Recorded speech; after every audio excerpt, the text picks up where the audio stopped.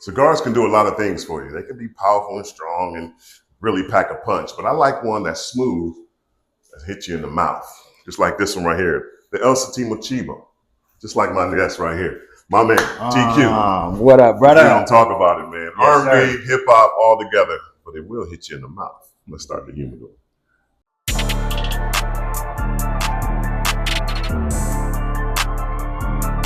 Who want the smoke? We don't smoke cigars from the corner store like to welcome you to the Humidor. Who want the smoke? We don't smoke cigars from the corner store like to welcome you to the Humidor, right? Who want the smoke?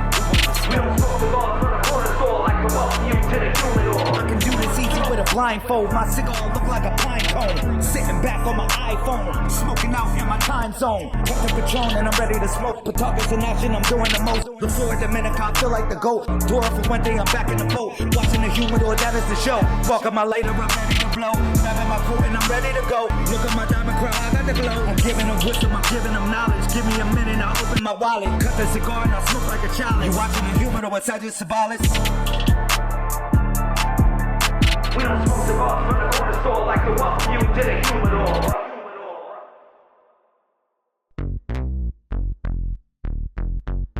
When it comes to Las Vegas, you can gamble on just about anything. But the big thing here is sports gambling. And most things that come up when you're gambling is arguments. That's why I brought the one and only guy who knows what he's talking about and argues to the fullest. My guy TQ, man. Appreciate you coming on with us, thanks man. for having me, bro. Yeah, bro. Thanks Welcome. Hey, let's get right to it, man, because my Cowboys got 5 of them things. 1, 2, 3, 4, 5. Here we go. And I just want you to pick a squad, though. That's my thing. Here we go. Pick one. I understand you want to rep Cali to the fullest. To the fullest. But pick a squad. Is it going to be the Rams today, the Raiders, No. 49ers? Just give me right now, live on, come on, the Humidor. Give us a team that you're going to stick with because you jumped ship. Listen, this argument right here, he knows it. He knows. Everybody know what's up with me. I done heard this 1,000 times, man. I'm a Raider fan. I'm a 49er fan. That's what I'm gonna be forever. I get beef from my own fan bases. So you dropping the Rams? They out the picture. I was never rolling with them. You never was rolling with them. Never, ever. You really pushed the Raiders. What is it about the Raiders that really got you? Did it start at a young age? Yeah, man. This all came from USC. Came from growing up in LA. To be honest, our church used to give us free USC tickets. Okay. When I was a little kid. My dad used to take me to all the USC games. And I mean, I was so young that I was on his shoulders. So It was Ronnie Lott and Marcus Allen. Yeah, I was about to say. The first thing I knew about football. So wherever they was going, I was going. Yeah. But Alabama though. No. No Crimson Tide, no Roll Tide, none of that. No, I mean, look, I'm originally from there. I was born down there. My family's from down there. So you got to pick a side. Yeah. And So what was it? Was it Auburn or Alabama? Auburn. It was Auburn. So you, Barkley, rest of the guys. Yes. All right. Bo, Barkley. Then Bo ends up coming to the Raiders. So War Eagle. Yes, sir. War Yes, Eagle. sir. Yeah. Now, I remember the days when Marcus played for USC. Matter of fact, I got an OJ story that's classic. Right? Really? Oh my God. So there's a Burger King on Exposition. You probably know about it. We used to always go to that by USC. It was a fountain. Maybe about that much water in it, but for a hood kid, that's enough for a pool for us. So we used to walk down there and jump in there. And then afterwards, coming home, OJ was in Burger King. So everybody was on OJ. Yeah. OJ. Yeah. And asked him autographs, this, that, and the other. Woo. I'm a hood kid. I'm hungry. I go up to OJ. Hey, OJ, can I get a cheeseburger? So, like Eddie Murphy said, I got some ice. As soon as he brought me that cheeseburger, I came running out like, woo. Hell yeah. So it's just so shocking that I end up, in Brentwood. And I feel you on the USC football. It was so huge. UCLA was huge too, but it was something about USC. Now I'm going to give you some. It was in the hood. Yeah, it was us. And they was hard. They was hard. Yes. The Raiders was knock you in the nose. Absolutely. Snot coming out and didn't apologize for nothing. No. As soon as they got there, they won the chip. That was Mark's rookie year. So I just came from watching him in college play in the same stadium that he ended up playing in as a pro. So, What high school did you go to? Sarah. Gardena Sear. Oh my goodness gracious! Now I don't know about y'all. Y'all have a football team? Did we have a football team? Did y'all have a football team? I know the basketball team was nice. Come on, man. I know the basketball team was nice. We had everything. We had some athletes. We got some athletes. Now I went to Dominguez, so we had a little cross time with the basketball team, but y'all football team, because we never won a football game at Dominguez. Well, we tied one. Shouts out to that one time. Was it though? But Sarah's basketball team was real. Y'all really have some good athletes, man. Yeah. And the culture. Yeah. Everybody always talk about our growing up in LA and how dangerous and crazy it was, but it was fun to me. Yeah, it was fun. I mean, knowing what to wear, when to wear, where to be. It was a part of it. We ain't know no better. The lingo. Yeah, all of it. The lingo was so huge. That's what they don't understand. When somebody asks you where you from, you had to really break it down. Real talk. Like not only, your corner, your block, or who you representing, and also the way you said it. What neighborhood did you live in? I lived off of El Segundo and Central, so I was on the Crip side of El Segundo. Centennial was right here, and my block was Carver Park. Yeah, and that's what I mean by you got to know what to wear and where to wear. Exactly. Because you walk across that street, it's a whole different deal, it's man. A whole different Politics deal. of growing up in LA, man. I always people are so fascinated when they listen to us talk just about the politics. How like our school games were so gang related because of where our schools were. Yeah. Like, you had your high school rivalries, but you also had gang rivalries within those high schools and against those high schools. Yeah. So my first day in high school, I wanted to go to Fairfax because, Red Hot Chili Peppers had dropped and, Melrose was just the place to be. Yeah. But my mom shipped me with my brother to Dominguez in Compton. And my first day, I got the full extent of what you're talking about because all summer gangs, they got time. They ain't got to go to school. They want to bang on each other. And then the first day of school, they see each other at school. Oh, they go so-and-so's blood. They go so-and-so's crib. And it was always a shootout. Talk about the not only the rivalry of the games, but the sports on how you had to act accordingly when you went to different territories or hoods and neighborhoods. It was rough to navigate, man. And then our school colors was blue and red. So we had a blue jersey, we had a red jersey, and we had to navigate when we was playing, using what jersey wear. For me, it was academics got me at Sierra, right? My dad was like, you ain't going to Centennial. And I was like, thank God I ain't going to, I'm trying to go to Centennial. Lived in the wrong neighborhood to go to Centennial. So I ended up getting a scholarship, but getting to school, I had to go all the way from Compton and Watts to Gardena. You got to go through 3 or 4 different hoods just to get there. Yeah. So just the politicking of where to sit at on the bus. Don't miss the big homie catching a ride. Yes. So get out of football practice and run to where you're supposed to be. Shouts out to the RTD, rough, tough, and dirty, man. You had to, dirty and dangerous. had to maneuver. You got to know your schedules and your transfers, man, Real to get talk. around LA because everybody wasn't privileged to have those rides, man, and stuff like that. Your pops was strict on the educational side. Oh, yeah. You talked about the church giving you guys tickets to USC game. Was that where the vocals started for you? Yeah. In the church? Yeah, absolutely. You in the choir or you just listening? I was in the choir. I was in the choir for when I was a kid, but as I started getting older, I think my pastor started getting hip to, like when church was kind of down, when everybody wasn't into it, he'd look behind the pew and say, Brother Quakes, get ready. I need a solo. So he'd get up on the top and take it to another Before we level. start, Brother Quakes gonna come up here and bless us with a little amazing grace.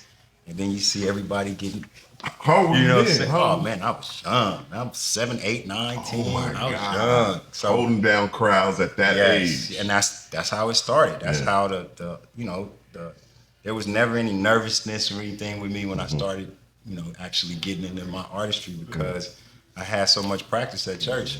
And then you know how like churches would travel to other churches, choirs would go sing and man, it was like a battle. Yeah, and LA was so full of music Full at of that it. time. Motown had moved from Detroit to LA. Exactly. And, Michael, Lionel. I mean, just everybody was recording out there. What inspirational besides the church when you started singing? It was like, oh, I can do that. Yeah. So and so. I mean, obviously everybody watched Michael, but who else really kicked in for you? Like, yeah, I can do that. You know, my parents, man, they were such music lovers. My mom had all the 45s. My dad had all the LPs. And then Pops was in the Navy, so he had done a lot of stuff in Japan, and he came home with this huge system. It was called a Sansui with the big knobs on it. It's got the 4 speakers. Nobody had 4 speakers back then unless you was jigging them together. And man, our house, it was just loud. Yeah. So I could just play records constantly. They would always have parties on Friday nights. And it was just Motown. But on the outside, in my Walkman, I'm listening to NWA. I'm from Compton. I could see them at the swap meet. And then I see them on MTV. But moms wasn't having that in the house. So it basically was a bridge between old school Motown artists and gangster rap from the neighborhood, and that's kind of what meshed into what I did as a musician. You brought up an institution that I could not wait when I made it successfully to go in there and ball out, and that was the Compton Swap. Because when we was broke, we gonna get 1 or 2 things, man. You know what I'm saying? 1 or 2 things, but just really, okay, you gonna hit the shoe and the shirts and the jewelry. Coming out with fits. Come out with fits, man. Compton Swap Meet is a statement, man. I don't even know if it's still there anymore, but it's just a part of what we happened growing up. Yes. That, roller skating, that's where hip hop really started for the West Coast. Yes, and, absolutely. Skate depots. Road on Wheels, Skate Depot, all of that stuff, it just really popped. When you blend the both of the two, obviously, because at that time it really wasn't that popular. I mean, until Nate Dogg came around, we had Mary J. Blige on the East was really doing the hip hop and the R&B together. Yeah. When you started mixing the two together, it was just the love and then also the spirit of your parents bringing it to you, right? Yeah, pretty much. Yeah. And I just when I started trying to just take it professionally, just was getting so much hate, man. The establishment just wasn't trying to do it. It was like, the early labels that I was signing to, they just couldn't get the idea. Yeah. It's like for the longest, I just wanted to kind of tell my story my way. Yeah. Like just because I'm not a rapper doesn't mean that I'm not experiencing some of these same things. Yeah. And a lot of times, the delivery of, like I call it street reporting. It's just the news. These are just journalists. Yeah. And a lot of times it doesn't cross over because people don't necessarily understand what you're saying. They don't catch it. The masses didn't catch it at the time. I put some melody to it. You listen to the melody is sweet to your ears. Once you catch the melody, you can figure out what I'm saying after that. And at that point, it's stuck because you recognize that melody. I'm kind of piecing it together now that you said that you started in the church because, your songs are basically a sermon. Yeah. And the rhythm is kind of a way. And absolutely. And then you didn't have that look. Like, I love Jodeci, the fact that they brought on, like, you don't have to be in a suit and a tie and a 3-piece suit to sing R&B. I mean, then Boys Men hit us with the ties and the big shorts. And another influence was New Edition. Oh, yeah. Yeah, New Edition. When they really, after they were done with the popcorn, they came with a straight fashion that had all of us who knew in the inner city, like, that's how I want to dress. Absolutely. And you came across so well. Talk about when you first got on, when you first signed, and the excitement of that, the pureness of it. Yeah, it was a whirlwind, man, because it just went all of a sudden. It seemed like a switch hit. I'd done all of this struggling trying to get my way out there, and then all of a sudden it just took a couple of people to catch it, like it, and co-sign it. Yeah. And then it just became like a bidding war. Like overnight, I was able to. I was signed to Atlantic, and they just had a different idea for what they wanted me to be. Shiny suit, go learn how to dance. Yeah. I mean, I can't dance. I'm not doing this for that. I ain't trying to do all of that. Yeah. And all of a sudden, I just started being the guy at the studio. Yeah. All around LA. All of the rappers looking for hooks. Oh, we got the little dude from Compton. Call that little guy to come up here. So I started working with Mike Mosley. Shout out to Mike, because he was really the catalyst with getting the word out there. He was like, man, the mainstream music business doesn't understand what you're trying to do. You know who's gonna understand it? The Bay. Come with me to the Bay. Wow. So that's what I did. I went with Mike to the Bay. Mike introduced me to everybody. I was just in the studio. I'm looking around, looking at people like Mac Mall and Messy Marv, San Queen, all these dudes. I'm like, they don't play none of these dudes' records in LA. Everybody up here balling. Yeah. So Mike was like, man, it don't take all of that. What it takes is paying attention to the part of the country that supports you and then branching out from there. Yeah, because the Bay and LA didn't really, I think, was it Short who kind of made that break? Because I remember a guy, rest in peace, Tweety Birdlow, who did Banging on Wax. Yeah. Tweety Birdlow did Banging on Wax. We went to high school together. He went to Pittsburgh Junior College, and he brought back Too Short. And I was like, obviously Freaky Tales was 17, 18 minutes long. I thought it was knee-deep back in the day. And just Freaky Tales was just the bomb. The beat, it was simple, but you wanted to just keep like, man, who can remember all this? It's like when Rapper Delight came out. Yes. Everybody want to see who can rhyme Right. Freaky Tales the longest. But that Bay, you're right, that mixture didn't really go until Short came in. But then when it did, it kind of blew up. Was this before or after West Side? This was before West Side. This was before West Side. So when West Side was coming together, you in the studio, did you hit a track first or did you write the track first? I heard the track. I walked in the studio and I wanted Mike to play me some beats. And he was playing some stuff and I was picking a couple of things. But Femi, my man Femi Ojetunde, he's a Nigerian musician, one of the best piano players I ever met in my life. And Rick Rock, my man Rick Rock was sitting in the studio, beating the drums. Femi was playing this melody. They both had on headphones, and I'm like, every time Mike stops playing tracks in the control room, I'm hearing what they playing in the vocal room. And I'm like, man, what is that? Can I write to that? Yeah. I want to write to that song. And he's like, what do you mean, what they playing right now? I'm like, yes, whatever that is, can I write to that? And Mike was like, man, he want to write to that what y'all playing right now. Wow. So they just kept playing it, man. I swear, I don't think West Side took 30 minutes, bro. Oh my God. It was just that magic, man. Hold that thought. We're going to take a break and come right back. Because Bet. even now that you're telling me, the piano part is what grabs you first. Absolutely. Don't go nowhere. It's the Humidor.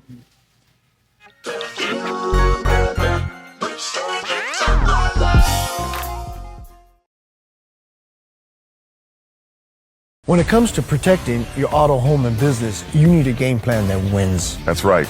At Ayala Insurance, Steve and his team not only play defense, but they put a full court press to get you the best coverage at the best price. We work hard to get the coverage you need without breaking the bank. Ayala Insurance, it's a slam dunk.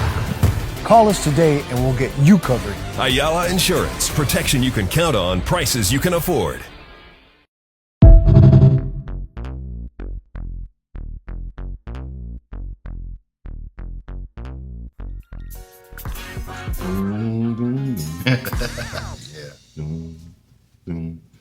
And the timing of that song was just the soulfulness of it. Let's go back. Yeah. You heard the track. Yeah. You told them, hey, I need to get on this one. When pen came to paper, what was going through your mind? Because there was a lot of stuff going on. Now, I'm gonna say what it was after you finish what you're saying, but Yeah. Your mind thought of writing that. Yeah. I knew I wanted to do something for home. Yeah. Like you said, it was a rough time, man. It was LA was mourning. Yeah. We had lost the king. Yeah. You know what I'm saying? And lost him violently. And you know, Tupac to me was like, if I look at the pillars of what it is that I do and what makes me love music today, it's Marvin Gaye, Prince, and Tupac. Yeah. Those are that's the trifecta for me. And the fact that at the time we had just lost him, I just wanted to do something for the coast, man. I really did. And coming from learning all of that about how the Bay worked, right? I just felt like I could kind of bridge the gap and just do my California thing. Yeah. So I just wanted to do a song for California. What I found out later on Shit, man, everybody got a West Side. Yeah. Everybody got a West Side. Yeah. They got West Side in Germany, Belgium, Australia, Japan, and I literally, that song is taking me to all of them places. I mean, it's a Pacific Coast Highway song. 100%. Even though it's only one Pacific Coast Highway, Yeah, real talk. you can ride that thing with the top down, Yeah. and whether you with a bunch of people or anybody. Yeah. And also, you know, our icon, homie Eazy-E, we passed. Yes. And for a young black man growing up in LA, now we're successful. Those two individuals is what we feared the most. We didn't want to end our life to gun violence. Real talk. And we didn't want to end our lives because of the sexual preference or we had Straight did. up. So when you created that song, it just woke everybody up. Even though they punched us in the mouth saying Easy's passed. Yeah. They punched us in the mouth and saying that Tupac passed away. Yeah. But when you first heard it Yeah. on the radio, Yeah. give me that moment.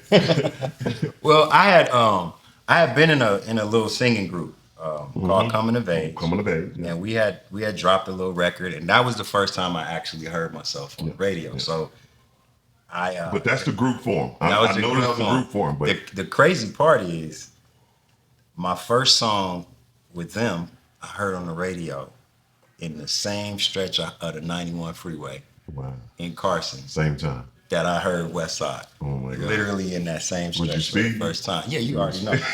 You know, by that time I had bought me something cool. You know what I'm saying? So yeah, I was speeding. The 110 and the 91 is just they could just fill up tickets all day on us because All day. those two stretches, man. Yeah, people you be trying to flying. smash. They You trying to be smash. flying. So you in the whip? Were you Dolo? Yeah, I was by myself. Dolo. I was And by myself. Was it an announcement or was it just a radio drop and then it came on? It was Julio G. Ooh. Yeah, it was Julio G. I think he had played it on West Side Radio. Yeah.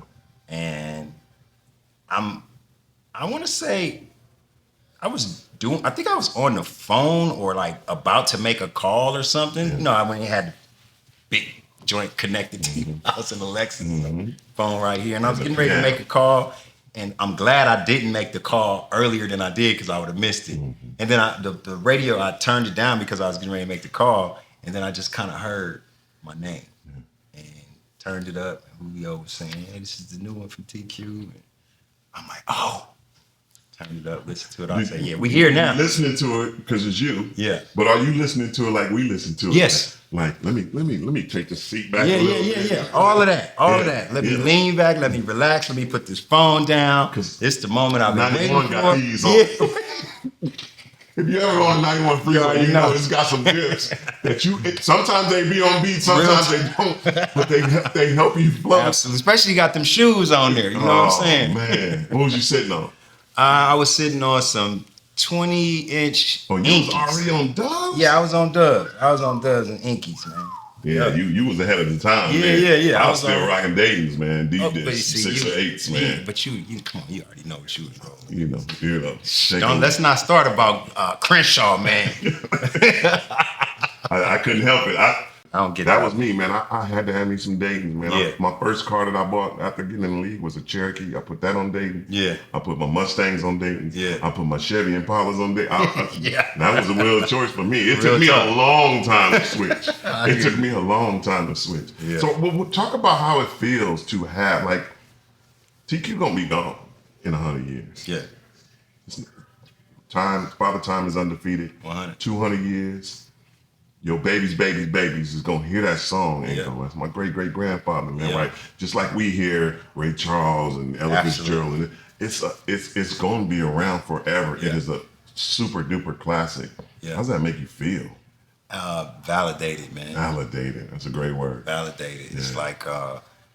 like when I was in that group, we had the opportunity to just work and be around so many of the old icons. Yeah. Right? They had us, the vibe for our group was to be like a new version of the Temptations. Mm-hmm.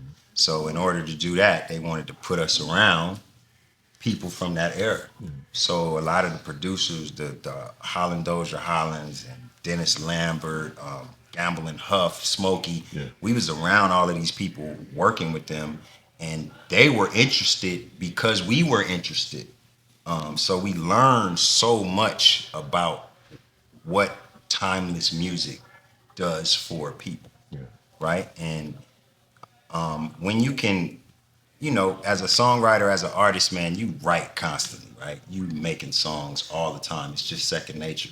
When you get that one that touches people, that one that'll last, even to this day, man, it's like the song comes on and people, they might not even recognize me. I could be sitting in the corner somewhere and the song comes on and people are just singing it like they know all of the words. You see their eyes floating off to some time when they remembered it come. It just has an effect on people. And when I say validation, I'm not comparing myself, but that's the feeling. The best Marvin Gaye records and the best Prince records and the best pop records. That's what it does to me. So when I see my record doing that to people, it just makes me feel like, all right, you did something. Yeah, that's what's up. When did you get started in smoking cigars, man? 'Cause you got that Chibo over there. Yeah, it was for my birthday. I want to say it was right around the time when I was dropping, so it was 98 maybe. You started 97, early. 98. Yeah. I went to Aruba and got a hold to a real Cuban for the first time. And this guy said, "I smoke this and smoke that." And he said, "Which one you like better?" I said, "I like that one way better." He was like, "Well, this is a fine rolled Cuban cigar. And I'm gonna give you a pack up. You take with you. Say hide them because you're not supposed to take this back." Yes, sir. Yeah, sir. so from that's that my point- bucket list right there. To get to Cuba, man. Yeah. To get to Cuba and actually get a real Cuban Yeah. cigar and just, I'm gonna play West Side and reminisce. There it is. Yeah. So that's a great thing about these cigars, man. They really, bring out the communication in everybody, the relaxation, they royalty, obviously a tremendous status. I told the story before that I got started. My uncle always dressed to the nines, and he kept a stick. Yeah. His wife wouldn't let him smoke in the house, but he'll put it down and come in the house, do what he got to do, come back out. Yeah. It was just great, man. It was just great. So from West Side, you make a switch. You go down south. Yeah, man. Cash Money. Yeah. Was it Cash Money? It was was. it really Cash Money? Yeah, it was. That's what drew you there, or just the feel of where they were headed? You know what? What drew me there was their love for my music. Okay. Everywhere I went in the South, people would always ask me about Baby. Baby came in here, man. You seen Baby? You know Baby? I'm like, man, I don't even know who is Baby. I don't know who Baby is. Juby would hit the spot. I would hit the spot after him. I would hit the spot. Juby would come after me. We kept like kind of crossing paths. And once again, man, Julio G, he called my manager. He said, "Look, I got these guys. They up here. They looking for TQ. They at the radio station right now. They want to talk to him." And Across from Fat Burger. yes, exactly. And I went there to meet him, and I was mad because Shaq and Kobe was in the finals, and I'm trying to rush home to see the game. Yes, She's sir. like, "No, you gotta go, you gotta go." So I ended up going, and I met them in the lobby. Slim comes out, and he's like, "Man, we just wanted to tell you, like, we love your music." And I told them, like, man, all of the stores down south, all of the stations down south, all of the Greg Streets and all of these dudes down south all tell me about y'all that y'all really mess with my music. So he was just like, man, let's figure out how to work. Let's exchange numbers. I know you write hooks. I got rappers we need some of them hooks. So we just started a cool working relationship. And at the time, Sony, who I was signed to, they was just going through a lot of changes. And it started back to this new team was coming in, and they started trying to change me again. And I'm thinking, man, come on now. I didn't cut my teeth in this. I got receipts. I got a good couple of records. Like, let me do me. But their minds was going somewhere else. Slim and Baby knew that they were going somewhere else because they had conversations with them trying to buy me out of my deal. Gotcha. And Sony had told them, look, if you keep coming up here talking about our artists, we're going to sue you for tampering. So Slim was finally like, after flying me out to do shows with him and doing studio work with him, he's like, man, I can't get you out of the deal. If you can get yourself out, then we got a spot for you. Yeah. And like, I'm probably past the statute of limitations, but we ain't gonna talk about how I got myself out. You know what I'm saying? I'm just saying I got myself out. That's true. You got to come to the Humidor. to get There that we go. information. We're gonna talk about what you talked about, Shaq and Kobe in the finals. You got the gear on Yes, right sir. now. And obviously, I've lived through it. Yes, sir. Don't go nowhere. Let's talk Lakers. It's the Humidor.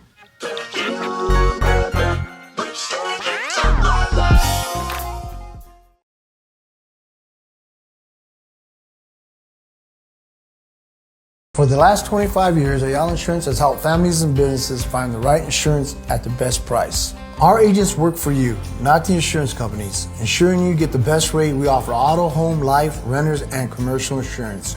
We can even cover your car in Mexico with 6 Valley locations, including 2 with motor vehicle services. We're your one-stop shop for insurance and DMV needs. So if you're looking for a local insurance company with the personal touch, call Ayala Insurance today.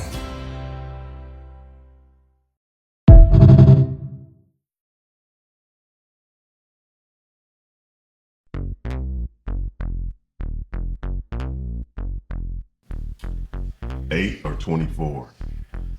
Doesn't matter which one you choose. Me family. I like the bro. I like the 8. Yeah. I like the 8. You're talking about Kobe Bryant, late Yes, great sir. Kobe Bryant, man. He touched the world. Yes, he did. With his tenacity and the way he played.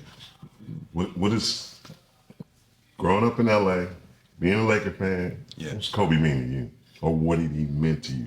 It's my favorite athlete of all time, any sport. I've always loved sports, right?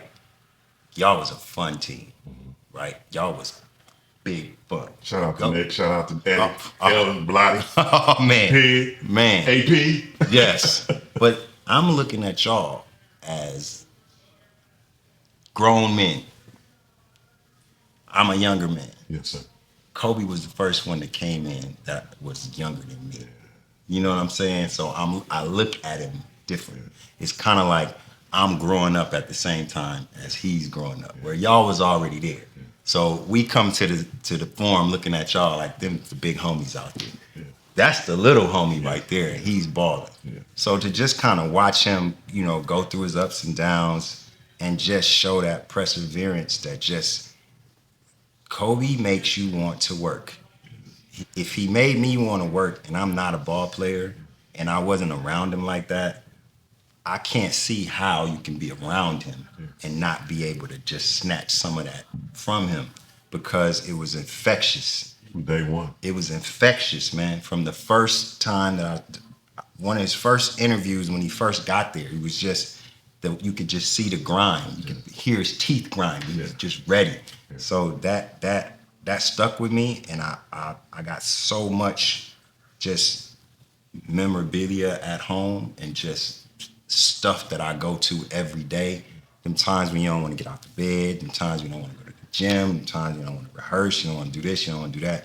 I always go to him because it just did something to me. Yeah, I was at that press conference that you're talking about, and obviously he leaves there and goes and plays. Just the work ethic. He leaves there, goes and plays Venice Beach, breaks his hand. Yeah, sure starts did. training camp in the cast. Sure did. Sit down, Kobe. Sit down. Didn't Yeah. want to sit down. No. Once he got that cast off, though, this shed a new light. I don't think all of us, because we always like, when he said, man, I'm going to be better than Jordan. We like, obviously, because Jordan was that pinnacle at that time. But he would leave us pros making, he came with 60, 70 million in his pocket already. So he didn't even have to work harder, Right.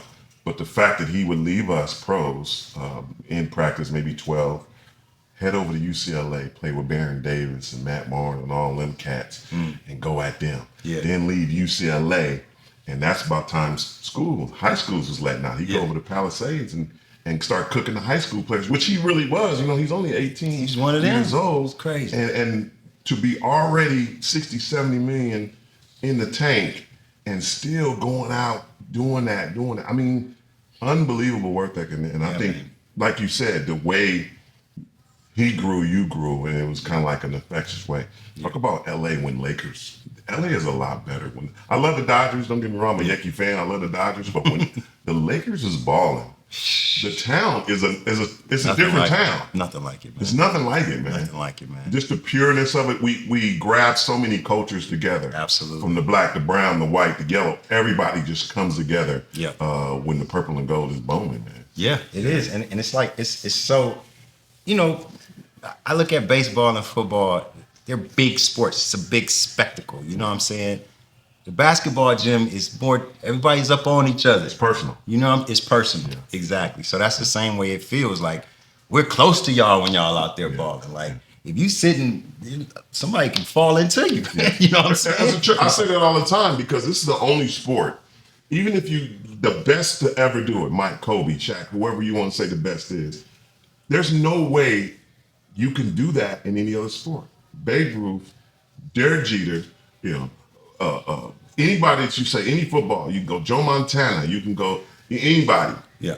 You can't buy a ticket and be right next to Joe Montana while he doing Joe Montana things. Exactly. You like you said, Michael Jordan will fall into you and then shoot and dunk, and you can see it on their face. There's no helmet, so you get real personal about it. But the city of Angels, man, really embrace street names and all this other stuff that they do. You remember your first Laker game? My first Laker game, yes, I do remember. It was, I want to say, 82. Ooh, Showtime. Yeah. Yeah. Yes. Yeah. Me and my dad. My dad was an accountant, and he used to work with the National Sickle Cell Society, and he was always coming with some tickets from somewhere. And I remember going in the game, man, and actually met Magic after the game, got an autograph and all of that. Wow. Yeah. I was this close to meeting Magic one time. I saw his shoe getting a limousine. Magic Johnson Cookie Company. Yeah, yeah. He came over. Really? It's Magic shoe, and he got in and took off. Oh, damn. Magic, Yeah. man. But it was good, obviously playing with him and this, that, and the other. Yeah. You jumping in a whole nother spectrum because obviously you love sports and entertainment. Yeah. But you got an eye, man. Yeah. You got an eye. Talk about this photography that you into now, man. That really is just blowing up for you. Man, I've always loved photography. I've always been in some country, buying some camera, you know what I'm saying, taking pictures of this. And I used to love history when I was in school. So music took me to so many different places. All of these things that I read about and learned about in school, I wanted to see them from my own standpoint and have a record of it. So I would always find me some hot new camera in Japan or something and just take it with me and just shoot. And I hadn't had any training or anything like that. And I think, I always tell people like music was a second love. Yeah. It wasn't the first love. Yes. The first love was football. And I just didn't, come on, just it stopped. You know what I'm saying? So don't tell Barry Sanders. Right, exactly. But the camera now has allowed me to get up close and personal with what I love. Yeah. I love music, but I also love sports. And with my company, like Franchise Sports Media, we're officially credentialed media here in Las Vegas.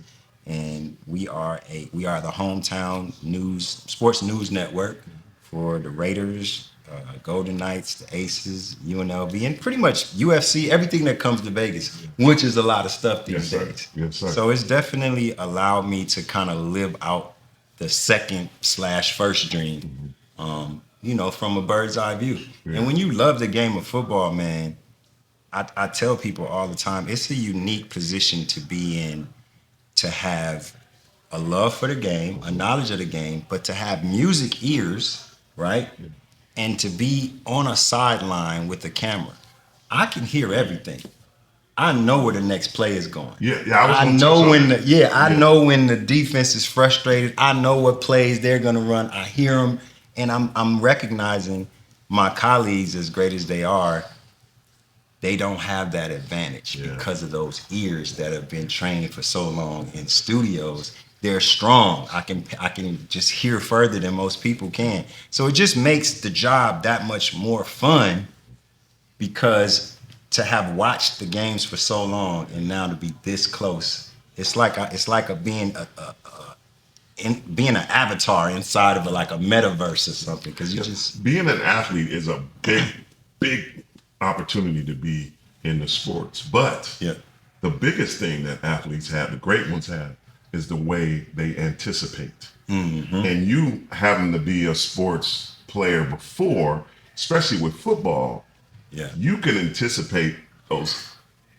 big moments before any other one who has never, experienced that. So, Montana the Rice is about to come. Let me get on Rice because I'm out of here. You already locked and loaded and rocking it in. Yeah, that's huge, man. Have you had a bad incident where they coming at you because they full speed ahead? And what goes first? What you think about first, the camera or the body? I gotta think about my lens, man. You got take me out. I can fix that. I'll get better. That lens. Because them lenses be $5, $6, $7, $20 million. Yeah, some of them ain't no joke, man. We got a couple of them, bro, that's like, here, take my rib. Just give me my lens. Just keep my lens on. It's crazy. That I've had a couple of run-ins, but the worst one I got was WNBA, man. It felt like half the team just literally just fell into me, and boy, I was down for a couple of days. Did you get it away from the head, or did you just take it? I just, I took, I'm my lens. Yeah. So I'm doing all of this, but I got feet in the back, knee in the head. It was a scrum. It was a mess.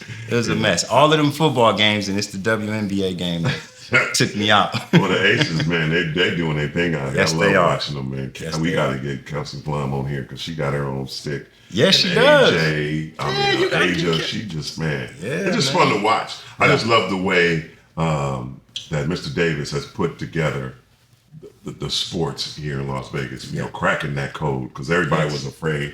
Remember the All-Star game was here, man, and the difficult, less than 2 miles. It was a mess. From hotel to the arena, 2-3 hours. Yes. Like, we're not going to be able to have sports here. They're not going to be able to get them to us.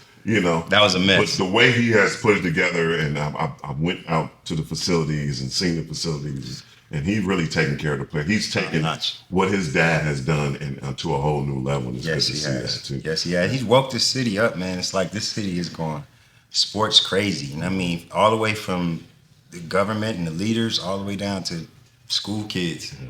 Like, this place is, I remember when we first started, man, 2019, that Aces Arena, man, with nobody in there but us. Yeah. Like, you could, you could burp and they hear it way over there. It's amazing what one pick can do. Change. We talked about the Lakers.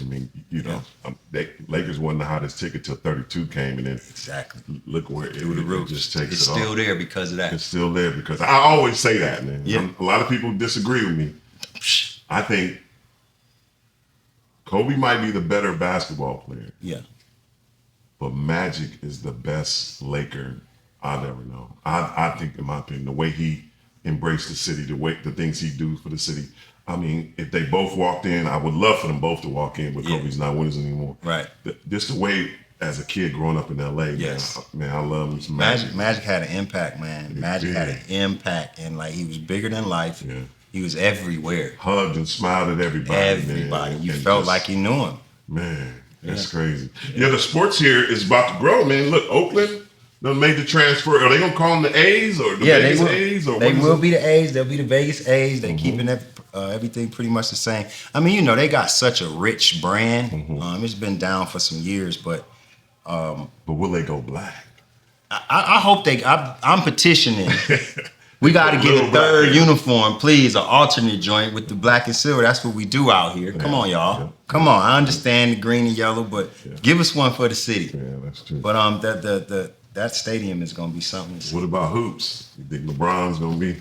Somebody is coming. Somebody's coming, man. Because whenever you have $1 billion developers coming out here and building arenas, and they ain't even got a team yet. They ain't gonna build it for nothing. Yeah, something's coming. We got to fill that thing up. Yeah, that would be sweet if they get Vegas, because most of the time it has to happen in twos. Right. Because West Coast gonna have Vegas, they gonna have to rebirth Seattle. Got to rebirth Seattle. That's a shame. There ain't no ball up there, man. It's ridiculous, man. Come on now. Come on, Sir Mix-a-Lot. Come on, put your Let's go. Sean Kemp, Let's Barry go. Payton, put the plan together Let's to get go, basketball back. And I'll tell you what, it's a great life. and you living it to the fullest. I appreciate you, man. Man, come on, man. I told you. You historic. You're gonna be around for a while. I get emotional every time. Every time we go live on social media and we get to arguing about 5 championships. Oh man, come on with all this 5 championship stuff, man. It is what it is. I had no kids then. I got grown kids now.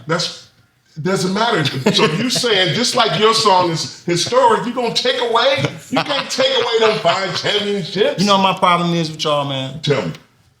We win? No, you don't. That's my problem. That's my issue. You act like you win, but you never win. You ain't no better than the Raiders. We're in the same position. You win 12 games a year and don't do nothing. No. We're not in the same position. I think I sent it to you on social media. The most wins by, the most losses by an NFL team is the who? Is the who? I walked off a cliff with that one, didn't I? Is the who? And y'all not even the oldest team in the league. So how do y'all eclipse the Green Bay Packers and the Texas Cowboys? How do y'all eclipse teams that were I don't understand that. Said we was having a good conversation. Now you taking stuff somewhere else right now, bro. I might have to get something a little more than water. I appreciate your love, man. Thanks for coming too. Let's keep the arguments going. Go Cowboys, go Cowboys. That's the Humidor for this edition. Thank you, TQ, for coming too. Make sure you log on to all his social media, man, and see all of his pictures as well. Thank you again, man. I appreciate the time. Make sure you follow him at, what is it again? TQ the Trojan. TQ the Trojan, USC. Yes, sir. Is that this? Fight on. That's it. You got it. Yeah, you finally doing something, got right? one class at USC. But see how you do it? Handle your business, never let your business handle you. That's the Humidor.